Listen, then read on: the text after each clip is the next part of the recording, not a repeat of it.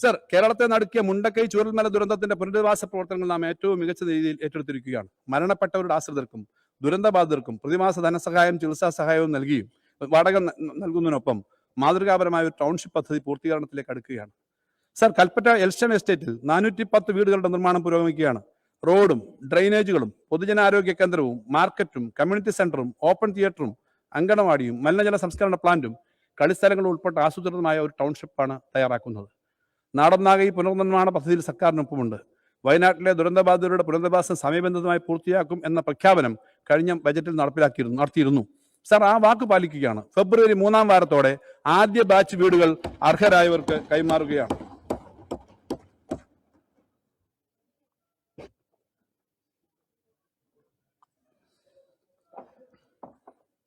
Sir, ക്ഷേമവും പുനരധിവാസവും മാത്രമല്ല നാടിന്റെ മുഖച്ഛായ മാറ്റുന്ന വികസന പദ്ധതികളും യഥാർത്ഥമാക്കിയാണ് 2ാം പിണറായി സർക്കാർ കാലാവധി പൂർത്തിയാക്കുന്നത്. സർ, കേരളത്തിന്റെ തെക്ക് വടക്ക് ദേശീയപാതയുടെ NH 66 നിർമ്മാണം ദ്രുതഗതിയിൽ പുരോഗമിക്കുകയാണ്. സർ, ഇന്ത്യയിൽ ആദ്യമായി ദേശീയപാതയുടെ ഭൂമി ഏറ്റെടുത്ത ചെലവിന്റെ 25% 5580 കോടി രൂപ